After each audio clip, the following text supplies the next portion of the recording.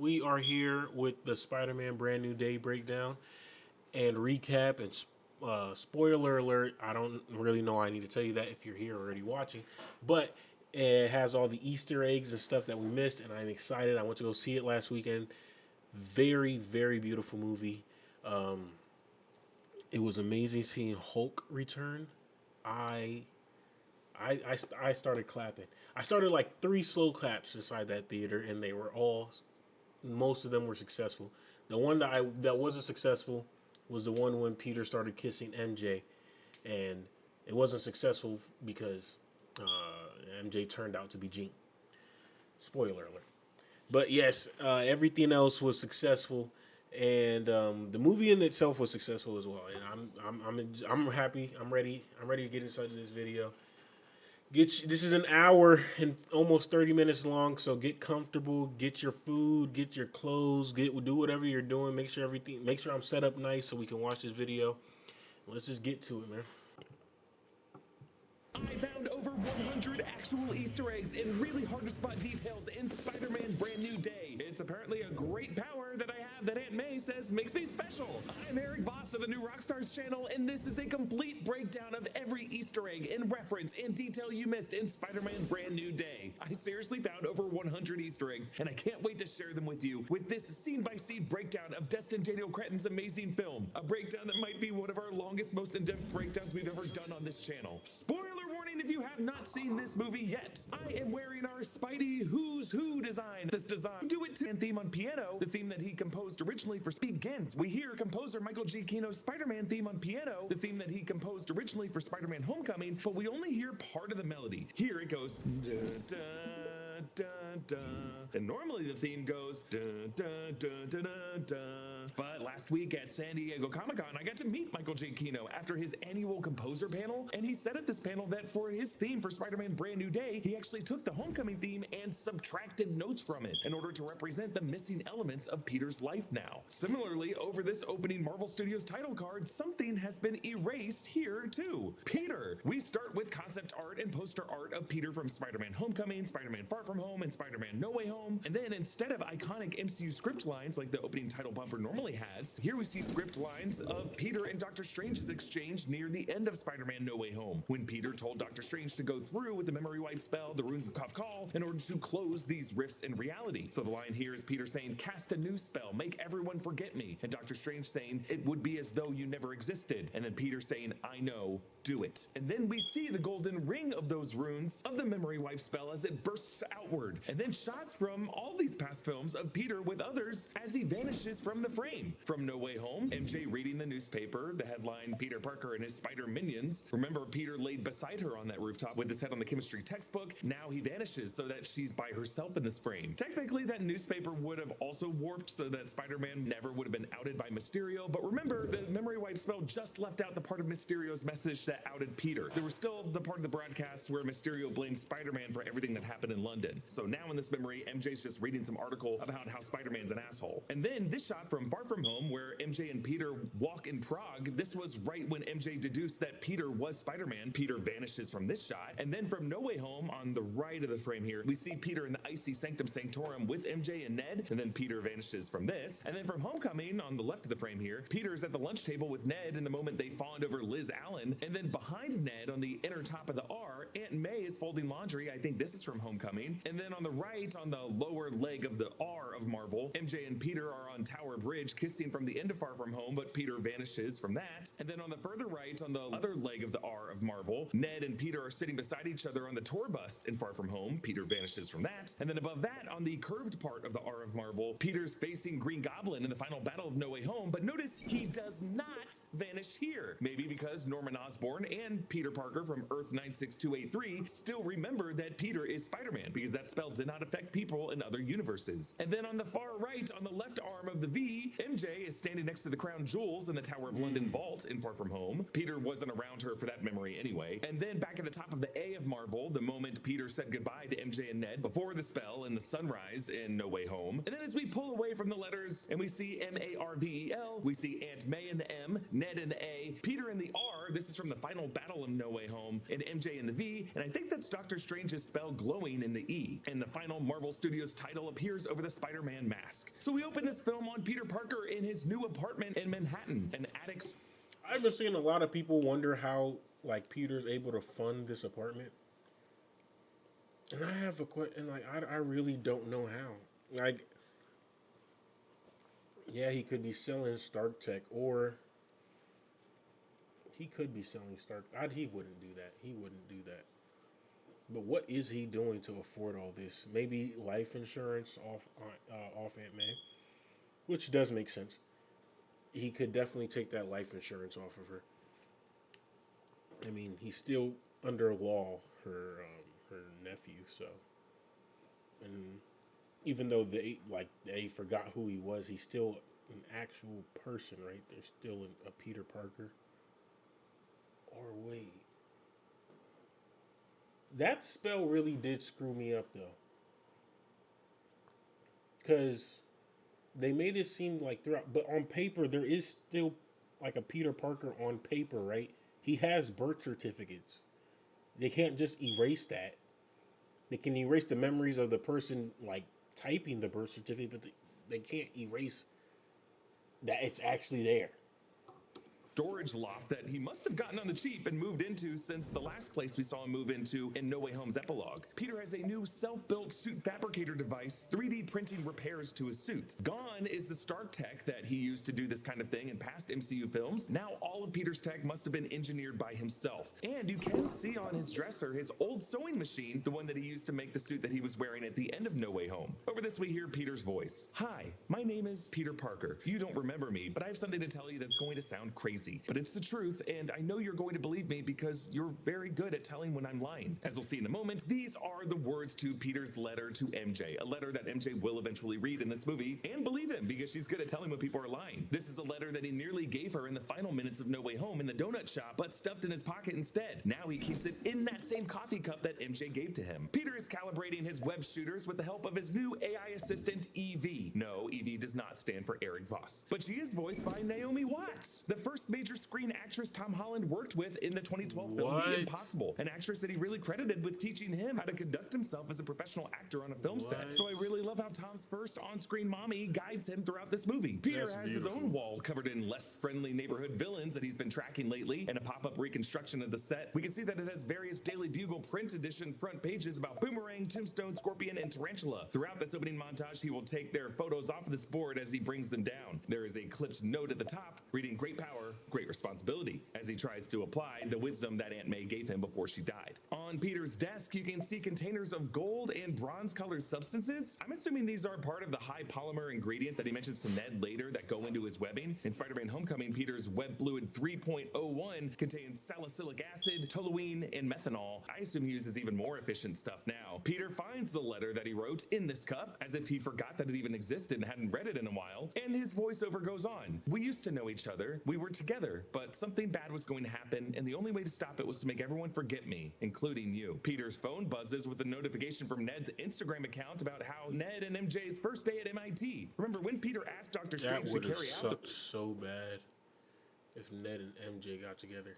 I'm glad nobody even thought to make that a storyline.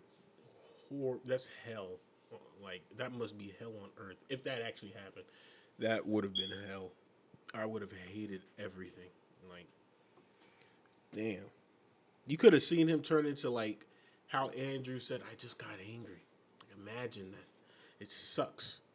Runes of Kafka memory wipe spell at the end of No Way Home, he erased the scandalous history that kept Ned and MJ, from their association with Peter, from getting into their dream school. Now, those two have gotten into MIT, along with Flash Thompson, while Peter stayed in Manhattan studying for the GED, so that would set this scene sometime around August or September 2024 in the MCU timeline, or 8 to 9 months after the final shot of No Way Home. But the rest of this montage will show Peter's adventures over the next 4 years while the others are at school. Now, Peter's phone in this movie is a Samsung Galaxy Z Flip 7 at $1,100 at the cheapest, and all of his fancy equipment and treadmill. We are wondering how Peter is making enough money to afford all of this stuff. Maybe when he showed Yelena his feet in the bathhouse, he was kind of promoting his OnlyFans. Ned's Instagram account name is The Grateful Ned 42. This is a play on The Grateful Dead, and 42 The big magic number from Hitchhiker's Guide to the Galaxy, Jackie Robinson's number, and in the animated Spider-Verse movies, the universe of the spider that bit Miles Morales, the universe where Miles G. Morales comes from. That will factor in big to Beyond the Spider-Verse coming next year. He's gonna mention the shows Ned's Spidey Tracker app finding a new location for Peter or some other Spider-Man in space. Maybe it's all a clue that Ned, through his portal sorcery that he randomly had in No Way Home, is the key to the live-action Spider-Verse, having his own way of tracking Spider-Men, including Miles Morales or Gwen Stacy, or maybe even Tobey Maguire's Peter 2 from alternate Earths when they arrive via incursions. I was just about to say is all the 42 stuff leading into the, and I was gonna bring up the end credit scene, but he already did. Kevin Feige has indicated that they can't really bring in the live-action Miles Morales, who we know exists in this universe from the lines of Donald Glover's Aaron Davis in Spider-Man Homecoming. I don't want those weapons in this neighborhood. I got a nephew who live here. Yeah, sorry, Miles. I'm not gonna make it. Feige has said that he can't bring in a live-action Miles until after Beyond the Spider-Verse concludes, but that's coming in less than 12 months at this point. And I feel like part of that answer is going to come from this Across the Spider-Verse cameo by a live-action Donald Glover as the Prowler from some other universe. Going to come from this Across the Spider-Verse cameo by a live-action Donald Glover as the Prowler from some other universe. Tom Holland did say in a recent Empire interview that he wants to be the one to mentor Miles and or Gwen in a future film, saying whether that is a Miles Morales or a Spider-Gwen, I would love to be a part of setting up the next chapter like Downey did for me. Now we see this stunning shot of Peter suited up, sitting on the underside of a steel construction beam with his feet pointed toward the sky in a cityscape of New York City beneath him, looking like it's above him in this inverted shot. It's just a classic trippy Spider-Man pose that we saw in an early scene with Miles Morales and Gwen Stacy in the animated Spider-Man Across the Spider-Verse. I love how this displays Spider-Man's emotional distance from our society, like he's using his adhesive bonding to surfaces and what must require attentive concentration just to feel like he's dangling over an abyss that would take him into the stratosphere, while he forces the city that he feels duty-bound to protect to stay behind him. Yet those skyscrapers are really clenching down on him like the teeth of a giant monster. It's just interesting how in this movie's post-credit scene, it's gonna locate a new Spider-Man in space, and that's where Peter's feet are pointed to here in this shot. Peter's voiceover concludes, because I'm not just Peter Parker, I'm Spider-Man. And sometimes Spider-Man has to do the hard thing, even if it breaks Peter Parker's heart. Maybe I'll never read this to you. Maybe I'm just writing this for me. Maybe that's my responsibility, to live alone with the truth. But the truth is, MJ, that I love you, and I hope that deep down something inside you remembers that you love me too. Maybe that's my responsibility, to live alone with the truth? Right now, at this point in his life, Peter is not fully understanding the wisdom that his Aunt May gave him. With great power comes great responsibility isn't a demand that you live alone for the rest of your life. And as Jean Grey will pose him the question that he has to choose whether he's Peter or whether he's Spider-Man, ultimately Peter will conclude he's both of those things. Peter has a new suit design in this film, and it looks awesome. The suit that he wore at the end of Spider-Man No Way Home. Did you guys also see the theory that Jean can bring back, Jean can bring back memories? It's not even a theory, because I know Jean can bring back memories, because that's kind of like her powers. It's a part of her powers as well. And what I was thinking, especially at the end credits, no, it wasn't the end credits scene. The last scene of the movie where Peter did the handshake with Ned was maybe he did actually remember it, and the reason for that being is Jean unlocked something inside of his mind, because she's able to do that. She can, and another reason why I say this too is for the people that have watched X-Men First Class, there's a scene in there with Professor X, Charles, and Magneto, and in that particular scene, he's asking Magneto to move like a big ass kind of like satellite or whatever and move it towards him. Magneto can't do it off the first jump. And then Charles says, "May I?" And then he goes into Magneto's head and unlocks a memory that's basically it's a very heartfelt memory with him and his family. And Magneto says, "Dang, I don't even remember that I had that." And Charles basically said, I can bring back those kinds of things. The reason why I bring up Charles is because Charles and Jean can basically, they basically have kind of like the same power set. Jean is more powerful, so I definitely know that she has that kind of power to bring back somebody's memories.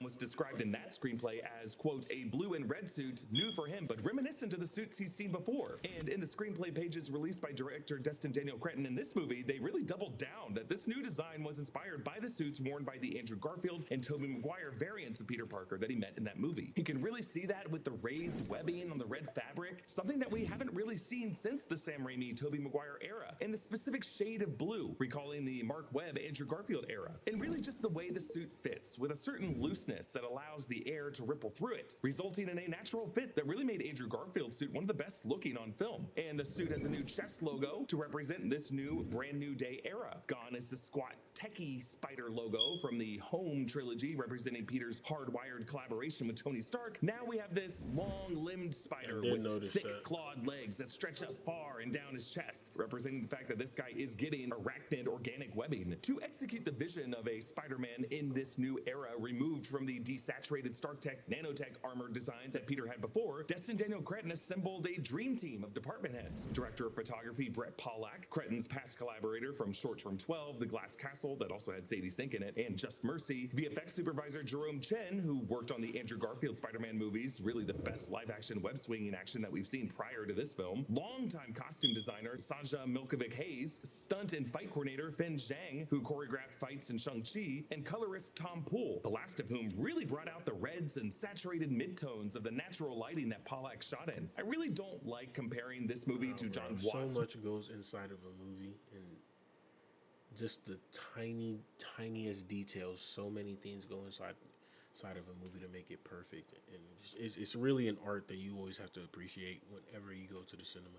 Work in Spider-Man No Way Home, because that movie was shot during COVID with impressive efficiency, and it was really a miracle that they even could get a movie that good out in December 2021. Without the work of Watts and his crew on that movie, hundreds of movie theaters in North America would have had to shut down. That movie really did save our industry. And speaking of No Way Home, over this montage we hear TV on the Radio's 2006 track Wolf Like Me, the music video for which was shot by John Watts. In addition to it being a sick track, I wonder if Cretton added it here as a nod to Watts' pre-MCU work. Peter catches this guy in a green suit. It's an exact restaging of the cover of Amazing Fantasy 15, the first ever comic appearance of Spider-Man from August 10th, 1962, posed this way to match Jack Kirby and Steve Ditko's cover art. In that first issue, the cover art isn't anything that we see Spider-Man do in this origin story. The green-suited guy is just meant to be a generic thug who is retroactively named Steve, historically as a nod to Steve Ditko. A news report afterwards says that these guys were part of the Manfredi crime syndicate. The Manfredis are led by Silvio Manfredi, aka Silvermane, and in the deleted restaurant scene of Far From Home, Peter was fighting the Manfredis there. In Spider-Noir, an alternate universe version of Silvermane, the Irishman Finn Byrne was played by Brendan Gleeson. Peter always catches these news reports as part of his routine to pick up flowers for the grave of Aunt May. We now see that May Parker's birth year was 1964. The birth and death years on this headstone were covered in No Way Home, but now the MCU is okay establishing those events as happening in 2024. Aunt May was not 60 when she died. She was around 54 to 55 since she dusted in a blip. We see the moment Peter moves into his attic storage loft space. This is why his apartment in this movie is different from the space he moved into at the end of No Way Home. We actually found a 3D floor plan of the set design of this, and even an asbestos-filled loft like this in Manhattan with a bedroom and kitchen attached. Damn, that's big for Manhattan. Yeah, where is he getting this bread from? Because this is a big-ass apartment for fucking New York. So where is he getting all this bread from? This much natural light would go for like a minimum of $3,000 a month. I mean, probably way more than that, given this square footage. What? But, you know, maybe fewer people want to live in Manhattan in the MCU. No, fuck that. Fuck that. New York will still charge all of them type of high prices. That's bullshit. I don't know where he's getting all this money from. And I really don't want to say that he's not doing nothing crazy. But it just doesn't add up. The life insurance thing doesn't make sense, though. Century caused shame shadows from thunderbolts and how bad things must have gotten in every big city during the blip, and maybe those whales in the Hudson are just really loud. During a snowy winter month, Peter wears a vest and knit cap. Peter has to wear outerwear now because the heaters that used to be in his suit were custom add-ons from the Stark Tech suit in Homecoming, installed by Tony Stark after his experience with cold after the icing over of his armor in the first Iron Man film and him nearly getting hypothermia in Tennessee in Iron Man 3. Now that Peter's suit was made by himself, he has to intentionally add layers for cold weather. Actually, I found this vest. It's an original Breakburn Outfitters make. This whole look of Peter is also something that we saw him wearing in 2018's The Amazing Spider-Man number 795.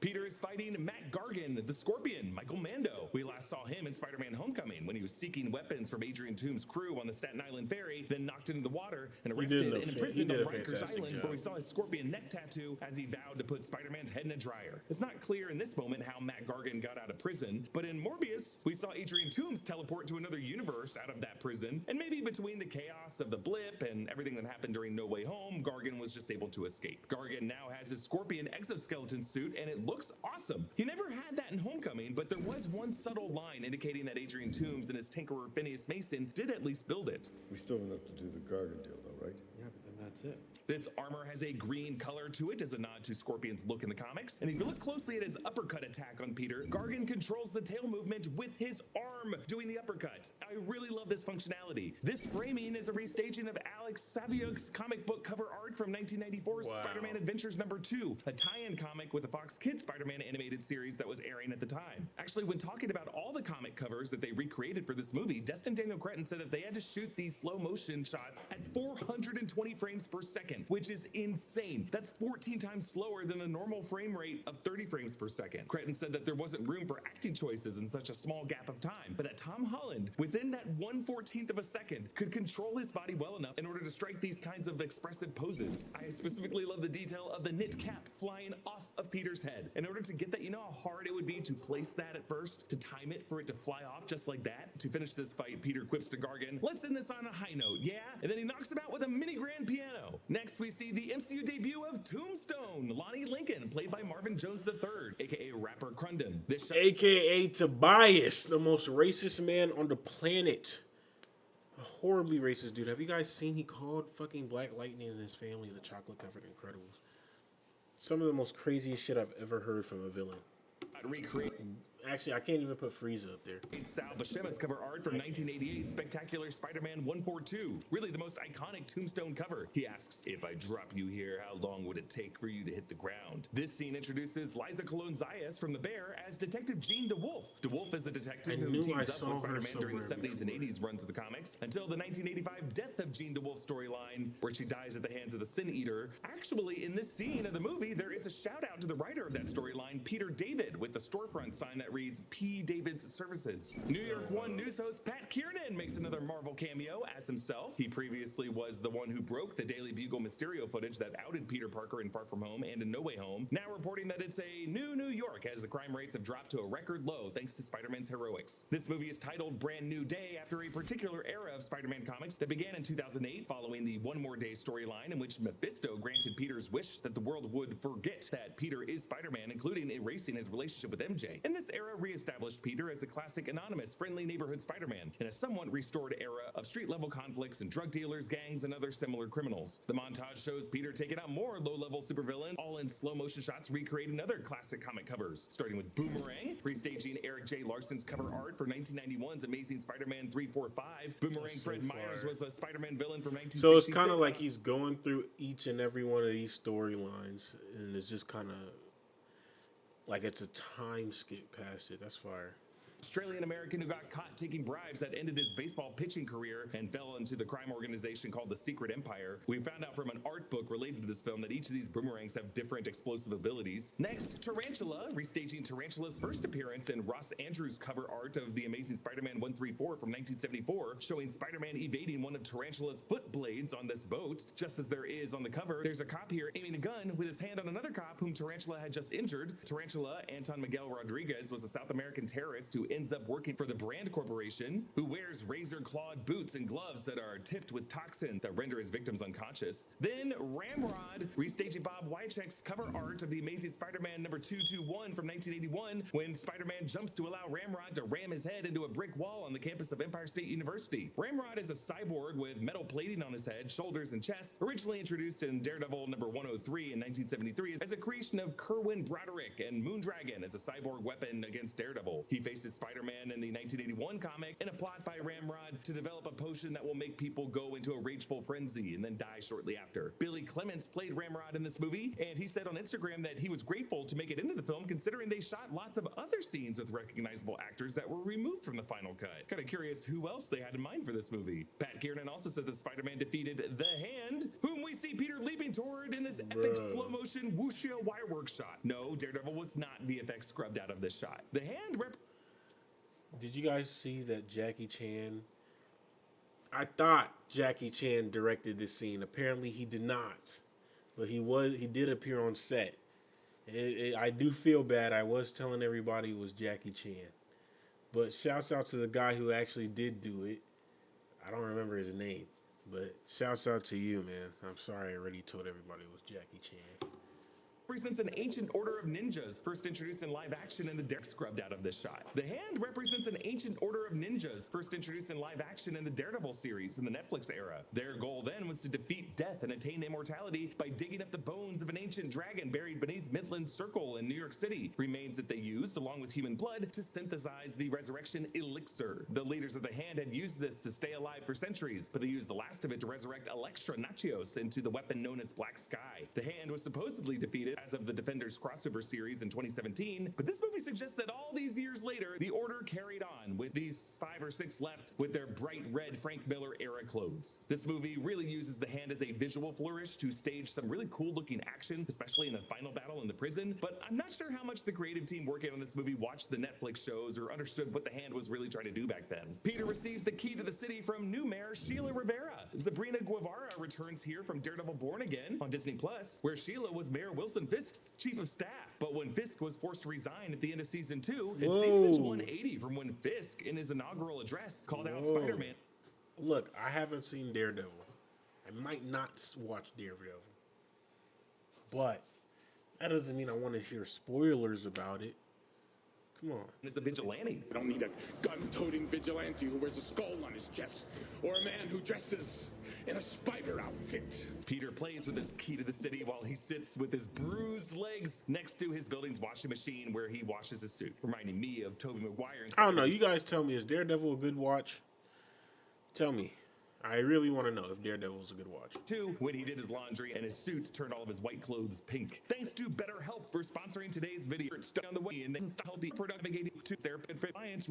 Peter with one of his Little Caesars hot semester at MIT Instagram post. Laying on the couch here, you can see Peter with one of his Little Caesars hot and ready pizzas. Probably how he survived. Little Caesars has never failed me. With a cheap food budget, and Little Caesars was one of the big sponsors of this movie. I did try that Little Caesar Spider-Man pizza. Not sure I really get the whole stringy web, like the whole stringy webberoni. It was okay. I'm not mad at it. I finished it. Peter wears his black, the physics are theoretical, but the fun is real shirt. Peter wore this in Homecoming when he was with Tony Stark in the car, and in No Way Home when he's being interrogated by the DODC. In this Instagram post, Ned talks about all the great memories he racked up at MIT. Night swimming in the Charles River with Jen and Wiley, the infamous food fight at the Banana Lounge. The Banana Lounge is an actual room on the MIT campus that's filled with bananas. And all-nighters with MJ and someone he calls Nate Dogg. Maybe Nate is the name of the new boyfriend played by Iman Esfandi. Ned says it feels like yesterday when he was sitting on a rooftop with MJ thinking about coming to MIT. This shows how his memory was altered by the spell. In No Way Home, Ned, MJ, by Iman Esfandi. Ned says it feels like yesterday when he was sitting on a rooftop with MJ thinking about coming to MIT. This shows how his memory was altered by the spell. In No Way Home, Ned, MJ, and Peter all sat on the rooftop dreaming of going to MIT. We see a close-up of the Emperor Palpatine Lego minifigurine. This was how Ned first greeted Peter in Spider-Man Homecoming as they were working on their Lego Death Star together. We saw in the No Way Home final scene that Peter kept that. As Peter exits his apartment, we see a spider in a web in his doorway. We also saw a spider in a spider web in one of the opening shots of Sam Raimi's Spider-Man as Tobey Maguire's Peter Parker ran to catch the bus. This movie will also show our Peter going through a similar physiological change. Peter This was calls so Detective beautiful DeWolf to from see. the bodega. In this shop, every time we're in here, really, Bureau can be seen on the shelves. Bureau is Tom Holland. I'm gonna get to that. Has Tom Spider-Man been to the pizza shop that Toby Spider-Man worked at? I know it's a different universe, but it is an actual real place in New York, and I do feel like it's gonna be really beautiful for him to go there. And if he has, please somebody tell me. But I think that is going to be really nice if he does. If they show that, if there's homage to something there. Non-alcoholic beer brand. DeWolf brings up the headaches Peter has been getting, as we saw him rubbing his head in the opening montage, showing how despite the particular triggers he goes through in this movie, his physical changes are something that has been coming along for a while. Peter responds to another call and runs across a rooftop, hops over an AC unit, sending us into... Another thing, I was watching this movie in 4DX. When he pressed down or something, when he flicked the natural web fluid, dribbles of water, I feel specifically hit me in my face, and I was not comfortable with that shit at all. That almost fucked up this whole experience for me. I'm not okay with that. This incredible leaping and swinging montage. I don't think we've seen anything this good since Jerome Chen's work in the Andrew Garfield Amazing Spider-Man films. The web swinging was amazing. The action we see in the Insomniac games. Peter awkwardly rolls on the diagonal building surface and then goes into a leap where we see his point of view of his boots. I love how there's some sloppiness in the movement and the subjectivity as we are seeing what Peter sees. Now Peter runs down this beam and does this backflip dive. We see his body reflected on the nearby building glass as his suit ripples in the wind, and another new shot that we haven't seen in any Spider-Man movie before, a macro close-up of Peter's eye under the mask as the eyepiece's heads-up display reflects in his eyeball. Remember, we saw Peter testing his HUD with EV earlier, and it's this new goggle and the tiny signal that it emits that MJ later deduces as responsible for his inhibitor chip on his neck not reaching his brain. I love how they set up the answer to that mystery right here in the first 10 minutes. There's another great shot from Peter's point of view looking up at his arms as he swings toward the Empire State Building. The camera shakes like it's a GoPro strapped to Peter's Guys, this whole first-person view, this whole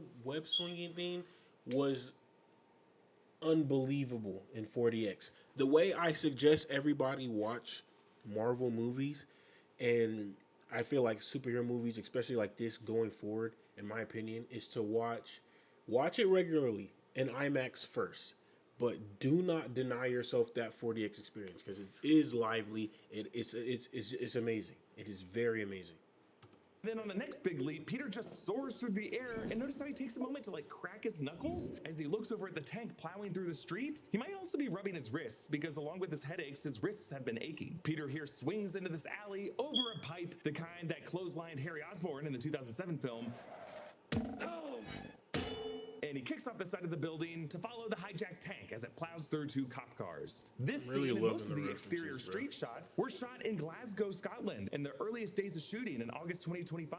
Onlookers noted that they were using practical swinging for many shots, suspending a stunt actor from a swinging cable attached to truck-mounted rigging. That's a big reason why the physics of Peter's movement look so natural and grounded in gravity throughout the sequence. Plus the fact that they were able to shoot on an actual city street, giving lots of shots depth of field where they water the surfaces. It just gives so many of these shots texture that we never saw in past films. I went into a lot of why this movie looks this good in this new series that we started, why it looks like this. We're actually going to start doing that at least twice a month here on the New Rockstars channel as a new show that we're doing, and we're happy to announce and launch it here. So please check. Okay. Well, I'm glad he hit that. My camera is about to die, so we're going to have to turn this into a two-parter series. I will finish the rest of it, though. I know, guys, it sucks. I won't bore you with a whole outro, so peace.